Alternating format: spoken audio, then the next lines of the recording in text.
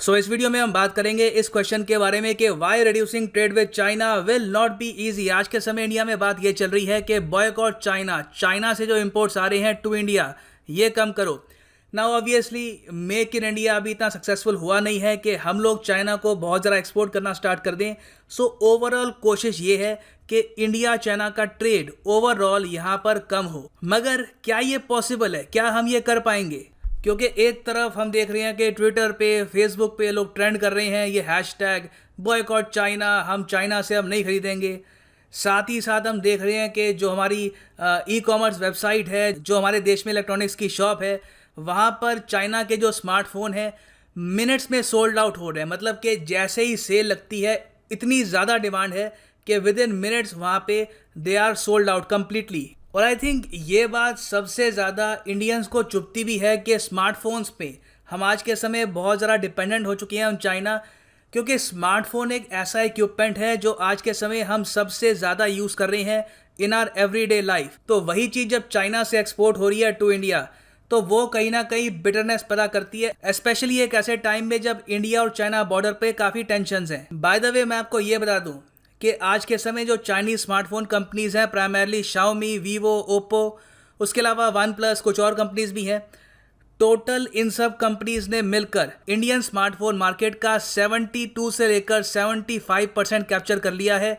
जी हाँ, एप्पल और सैमसंग और बाकी मोटोरोला, एलजी, सोनी वगैरह के पास सिर्फ 25% शेयर बचा है इंडियन स्मार्टफोन मार्केट का। और देखो, इसका एक बहुत ही सिंपल रीज़न है। सिंपल रीज़न ये है कि जो एक बजट फ़ोन में एक व्यक्ति को चाहिए होता है, अगर मान लो एक आदमी है, वो एक छोटे शहर में रहता है, उसने सारी उम्र गरीबी देखी है या फिर बहुत ही लिमिटेड रिसोर्सेज में उसने अपना बचपन बिताया है, अब जाके उसने काम करना स्टार्ट किया है और वो महीने के 12-13 हज़ार रुपये कमा रहा है।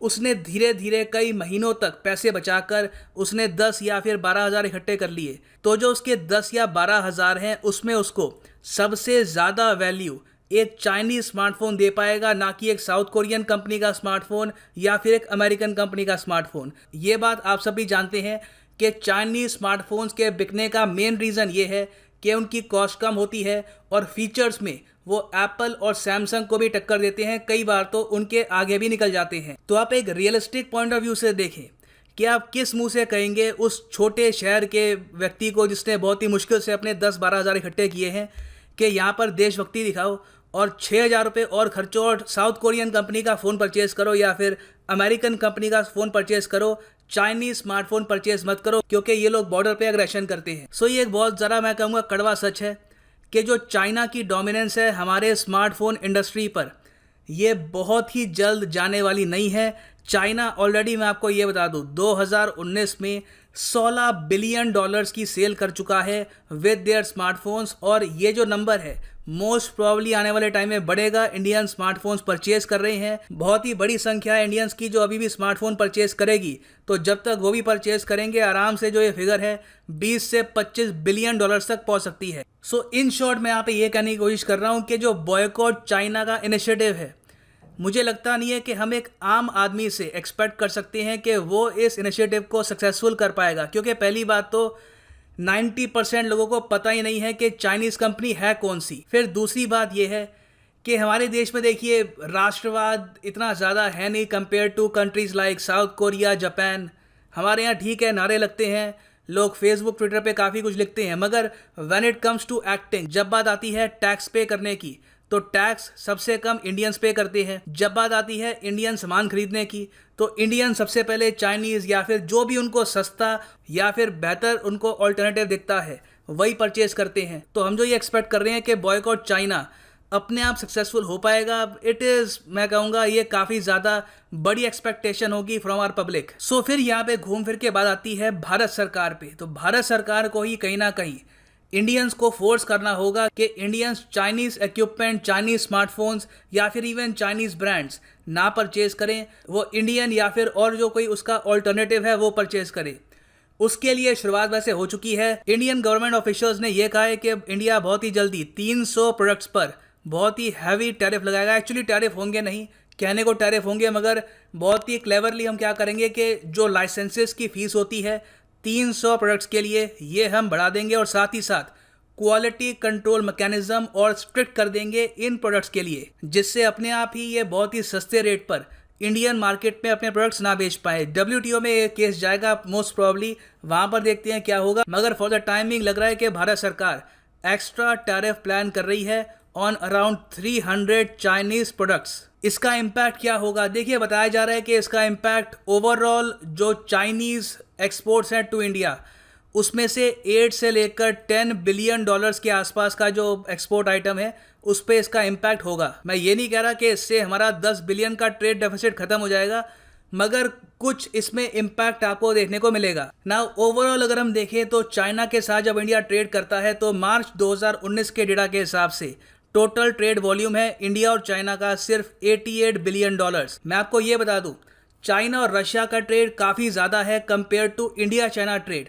कई इंडियंस ये मान के चलते हैं कि चाइना के लिए नंबर 1 एक्सपोर्ट डेस्टिनेशन है इंडिया, मतलब कि चाइना की जो पूरी मार्केट है, जो उनकी एक्सपोर्ट इंडस्ट्री है, वो इंडिया पर निर्भर करती है। ये सच बात नहीं है। हम इतनी बड़ी मार्केट नहीं है जो हम खुद सोच के बैठे हैं कि वी आर सो पावरफुल, इतनी बड़ी आबादी है तो automatically we are very important for China. अगर हम देखें इंडियन पर्सपेक्टिव से तो चाइना एक बहुत ही बड़ा जायंट है when it comes to trade.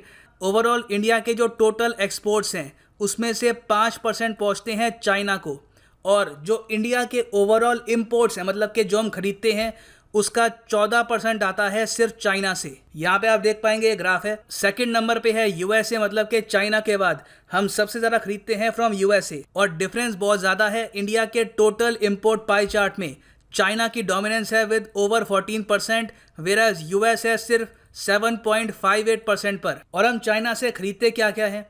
देखिए, स्मार्टफोन्स तो हैं ही, उसके अलावा इलेक्ट्रिकल अप्लायंसेज आज के समय आपको पता होगा, headphone, Bluetooth speaker, even microwave, refrigerator, बहुत सी आइटम्स है, बहुत सा इक्विपमेंट है जो सीधा चाइना से आ रहा है और इंडियन मार्केट में बिकता है। फिर देखिए, एक बहुत ही इंपॉर्टेंट यहाँ पर चीज़ है फर्टिलाइज़र और ऑटो कंपोनेंट्स, मतलब कि ऑटोमोबाइल, जो गाड़ियाँ हमारे देश में मैन्युफैक्चर होती हैं बाय बजाज तो खैर मोटरसाइकिल में ज़रा फोकस करता है, बाय बजाज या फिर मारुति, तो जो वो ऑटोमोबाइल्स बनाते हैं उसके कंपोनेंट्स भी ज़्यादातर आते हैं फ्रॉम चाइना। एक्चुअली रिसेंटली जब बॉयकॉट चाइना की मुहिम ज़रा स्ट्रांग हुई तो सबसे पहले मारुति और बजाज ने यह कहा कि बैनिंग चाइनीज इंपोर्ट्स और raising tariffs on them will hurt industry consumer, क्योंकि अगर चाइना से सस्ते रेट पर ये लोग कंपोनेंट्स इंपोर्ट नहीं कर पाए तो ये इंपोर्ट करेंगे फ्रॉम यूरोप, फ्रॉम यूएस, वो कई गुना महंगा होगा और इन दी एंड जो सारी कॉस्ट है वो आएगी कंज्यूमर पर। जो गाड़ी पहले होती थी 5 लाख की, वो बिकेगी 6 से लेकर 6.5 लाख के आसपास की। फिर इसके अलावा आप अगर देखो तो टेलीकॉम इक्विपमेंट में कुछ हम कोशिश कर रहे हैं कि बैरियर्स बनाएं। अब लगता तो नहीं है कि हुआवे को इंडिया की मार्केट का एक्सेस मिल पाएगा। रिसेंटली भारत सरकार ने बीएसएनएल और एमटीएनएल को यह भी कहा है कि कोई भी चाइनीज इंपोर्टेड इक्विपमेंट यूज़ मत करना। फिर हम आते हैं फार्मास्यूटिकल इंग्रेडिएंट्स पर। देखो, इंडिया एक बहुत ही बड़ा एक्सपोर्टर है दवाइयों का। जो इंडिया का फार्मा सेक्टर है इस पर हम बातचीत करते नहीं है, मगर this is the pride of our country. India ने 2018-19 के डेटा के हिसाब से ऑलमोस्ट 19 बिलियन डॉलर्स की दवाइयाँ एक्सपोर्ट करी थी ऑल ओवर द वर्ल्ड, मगर यहाँ पर भी चाइना की डिपेंडेंस है। देखो, ये मेडिसिन प्रोड्यूस करने के लिए आपको चाहिए होता है एपीआई, एक्टिव फार्मास्यूटिकल इंग्रेडिएंट, और इसका करीब 70% आता है फ्रॉम चाइना। अब जाके सरकार ने वैसे कुछ कोशिश करी है। सरकार ने 10,000 करोड़ का एक पैकेज अनाउंस किया है for API manufacturing in India, मगर जब तक ये पैकेज जो है ये इम्प्लीमेंट होगा 5 साल बीत जाएंगे। तब तक आप समझ लीजिए, मतलब कि आने वाले 5 साल में हम चाइना पे कंप्लीटली डिपेंडेंट रहेंगे ऑन एपीआई। सो आप ओवरऑल देखो तो बॉयकॉट चाइना का स्कोप कुछ दिखता नहीं है यहाँ पर। स्मार्टफोन्स में आप अगर देखो तो चाइना की कंप्लीट डोमिनेंस है।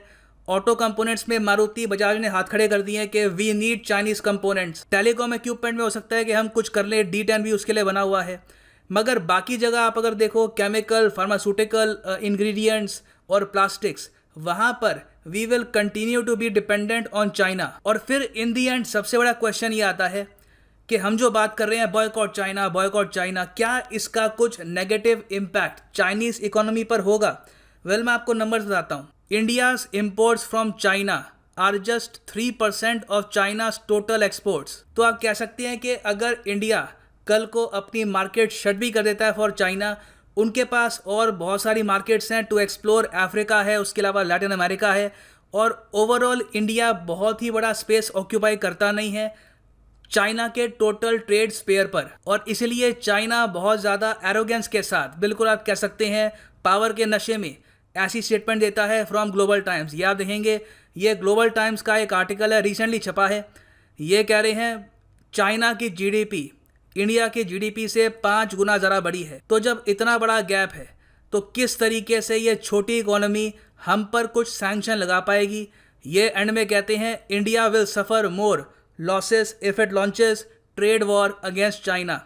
और देखिए कड़वी बात यह है कि यहाँ पर ये ठीक भी बोल रहे हैं, अगर हम ट्रेड वॉर स्टार्ट करते हैं विद चाइना, इनिशियल लॉसेस हमको बहुत ज़्यादा होने वाले हैं। सो अब क्वेश्चन यहाँ पे आता है कि फिर हम आत्मनिर्भर भारत की कोशिश क्यों कर रहे हैं। देखो, आत्मनिर्भर भारत एक इनिशिएटिव है जिसको इम्प्लीमेंट होने में, जिसका इम्पैक्ट दिखने में ही आपको करीब 6 से लेकर 7 साल लग सकते हैं, क्योंकि चाइना पे जो डिपेंडेंस है हमारी फॉर इम्पोर्ट्स, ये बहुत जल्द जाने नहीं वाली।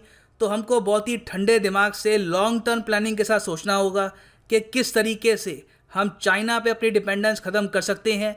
इसमें अचानक से राष्ट्रवादी हो जाना और गुस्से में नारे लगाना, दैट इज़ नॉट इनफ। इसमें proper committed planning, strategic thinking और लॉन्ग टर्म प्लान्स के इम्प्लीमेंटेशन की बहुत ज़्यादा नीड है। So for the time being this is the end of the video. Thanks for listening and as always God bless you all.